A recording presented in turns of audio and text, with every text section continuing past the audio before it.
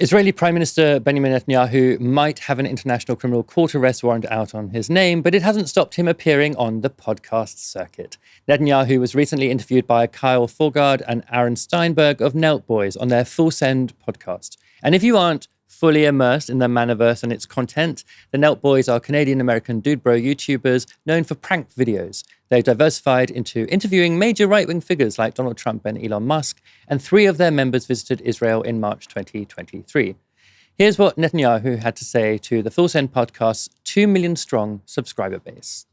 What do you think the biggest misconceptions are about Israel? Well, first of all, they don't know what kind of an open society it is, how pluralistic. I mean, we live in the heart of the Middle East, okay? Iran is not that far away. In Iran, they hang gays by cranes. In Israel, probably Tel Aviv is one of the, the most open, liberal-minded city on earth. Israel is a high-tech. We visited there, yeah. No, it's completely different. Our assistant's gay too. He had a good time. Well, you could vouch. Yeah, okay. No, we all had a good time. So, I mean, look at that. How about women, okay? Women in Iran, they shoot the women. They shot this extraordinarily brave and beautiful woman, shot on the sidewalk because she showed too much hair. In Israel, women are, you know what women, I'll tell you what the difference is, okay? So I had this young women officer in my military secretariat. The prime minister has military secretariat and usually has a general and it has staff assistants. One of the staff assistants was this young woman pilot, navigator, on leave from the Air Force to do this work in the prime minister's office. You know what she did now? She was flying over the skies of Tehran, attacking this horrible regime that tyrannizes the women in Tehran. That's the difference. The women there get shot on the sidewalk, and an Israeli woman pilot helps liberate Iran, quite the women of Iran. And boy, that's a big difference. Women in Iran get shot on the sidewalk, and Israeli women in the IDF shoot other people on the sidewalk. Netanyahu went on to describe gays for Gaza as chickens for KFC. Now, if you think you're seeing some pretty unchallenged pro-Israel propaganda now, it gets even more extreme. Why do they say Israel's like starving the people of Gaza? Well, because we're trying to get the food in, and we let food trucks in, and guess what happens when we let them in? Hamas steals the food, takes the good chunk for itself, then sells at inflated prices. They jack up the prices, and then they sell the food to its population, to its hungry population, if they give them at all, and then use the money that they take from their own people to recruit more killers into their terror machine. That's what happens. Now, that picture of Israel sending in truckload after truckload of aid, an ocean of aid into Gaza that just gets stolen by Hamas and diverted to, I don't know, the few thousand fighters that they have, they're all feasting. And that's what's causing starvation in Gaza. That's what's causing, probably in the coming days, us all to start witnessing, the mass starvation, the death from starvation of people on our phones. That's got nothing to do with Israel. That's Hamas stealing billions and billions of trucks worth of aid that Israel is trying to send in. Now, none of that seemed to go seemed to go challenged in that interview. And during it, Steinberg also joined Netanyahu in dragging Democratic New York City mayoral candidate Zoran Mamdani. Even in New York City, right? What's Zoran? Yeah. He's an anti-Semitic guy. Yeah. The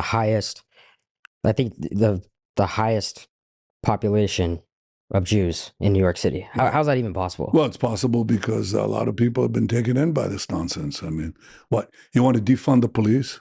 You want to have people go into stores and, rob them and be free? You think that really creates a good society? You want to crush all enterprise? You want to tax people to death? I mean, that's a one-term effort. But, sometimes you have to get mugged by reality to understand how stupid that is. My God. Anti-Semitic, communist, defund the police. Mamdani's really coming for New York in multiple evil ways, according to that podcast. And of course, to this fine man, Benjamin Netanyahu, who's never done anything wrong in his life. The Nelk boys have faced backlash for their Netanyahu interview, and the top comment under the video with 13,000 likes is unsubscribed. Many critical comments focus on the Nelk boys asking Netanyahu whether he prefers Burger King or McDonald's during the enforced starvation of 2 million people in Gaza. In response to the backlash, Fogard and Steinberg joined left-wing streamer Hassan Piker on his channel. Here they are defending the Netanyahu interview. Just because we platform someone, it doesn't necessarily mean that we're trying to help them. Or I think viewers are a lot smarter than they think they are. Okay, Benjamin Netanyahu is a multiple decade politician and has been the leader of Israel in perpetuity. He is a lot better at propaganda than you think he is. Okay, first of all, let's just get that out of the way. The idea that you think that he is not capable of weaving through a couple softballs that you thought were hard-hitting questions that he has probably addressed a million times over is silly. Let me make no mistake. Oh no, yeah, I agree with you on that. So my question to you is, why do you think he wanted to come on the Nelk Boys podcast? He saw the podcast. Of course he wanted to. Stupid, bro. Of course he wanted to come on to try to win over the young audience. I mean, what a pair of total idiots. Yeah, of course he wanted to come on. Of course he wanted to come on. For our 2 million followers, no one knows who he is. He needs to build a following, or he needs to get more well known. No, he wanted to come on because you were going to soft soap him, let his claims go unchallenged, have a cozy little interview with a chief genocidaire. But Fogard and Steinberg were certainly reading their comments because they also made this admission. It's a good point. Someone said having Netanyahu on is like having modern day Hitler. No, I saw that. Which is, honestly, guys, I'll be honest. I'm here to... It's a good point. We're here to fucking learn, to be honest, guys. Honestly, guys, that's a good point. We're here to fucking learn. Helena, did Netanyahu get what he wanted from the Nelk boys? I mean, you heard them say it. He wanted to speak to their young audience and promote himself to them. This is exactly what he wanted. You provided him the platform, and they realized that that's what they were doing, right? It's just that they were too stupid to realize what the point of this was. In the later point of that stream with Hassan Piker, Adam Friedland joins as well, and they specifically say, well, he just wanted to promote his thing. And Hassan points out, well, no, he's not promoting a book. This isn't a book tour. This is the genocide tour that he's promoting. He's promoting a genocide is what you're doing here. Their kind of faux defense here of, well, we just want everyone to hear all perspectives, right? But it's your job to not just give these people platforms for uncritical promotion of their positions. You actually have to challenge them. And because you people haven't got a fucking clue what you're talking about, you're unable to be able to scrutinize the claims that he's making so that he can openly lie to that audience. For example, right, the lie that he told about Hamas stealing food aid, when the EU Commission have only recently found there is literally no evidence for Hamas stealing food. The evidence that we have for the looting of aid comes from the Popular Forces, which is a gang in southern Gaza run by a man called Yasser Abu Shabab.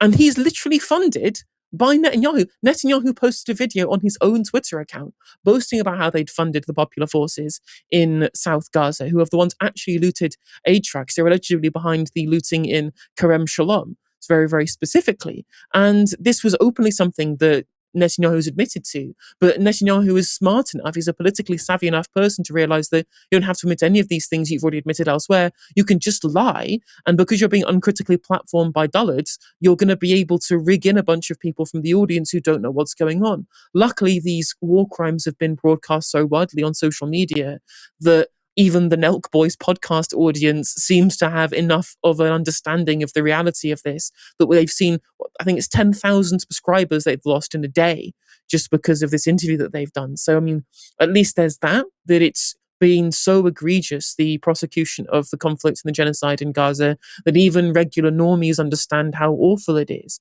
But the reality, of course, is that the American podcast circuit is a recruitment for the politically disenfranchised, or indeed the people who are low propensity in terms of how they engage with politics, right? This is how Trump won the election in a large part, insofar as he got uncritically platformed on people like Theo Von, on places like Joe Rogan or Andrew Schultz, and they gave them softball interviews. They didn't challenge, all of the egregious things that they've done. Obviously Netanyahu is a serial war criminal, but of course Trump as an American president has done many of the same things. And so when Trump is uncritically platformed, the support went up, and it was enough to be able to push him over the edge insofar that he won kind of young men in a way that he didn't before. This is a tried and true tested method that the Trump presidency, or the Trump winning of the election, has proven. And Netanyahu wants in on that crowd. He's jumping on the bandwagon. He's using that same heuristic to try and drive support for Israel. That is all the media engagement in terms of Israel's Hasbara in the West. All it does is to provide support for the country. They're not there to tell the truth. They're not there to be unbiased. They're there to try and garner uncritical support for Israel because they know that that is what they need. There is a necessity of driving that support to maintain their colonial ethno-state, because it is Western support that is the basis of all of this. If they don't have Western support, they can't do the genocide. They can't do the colonization. They can't drive settlements in the West Bank and outposts and things like that. And at a time when there is deteriorating support for Israel, especially amongst young people, even young Republicans don't like Israel at this point anymore, as well as young Democrats being like plus 50 for the Palestinians in terms of sympathy. They have to do whatever outreach they can. And I said, uncritical dollars like the Nelk boys are the exact place that they're going to be able to go, because they know they're not going to be held accountable. Yeah, not everything is content. Not everybody gets to come on a podcast, not people helming a genocide especially. Hopefully that's one thing they learned from experience, the Nelk boys, although they don't strike me necessarily as avid learners.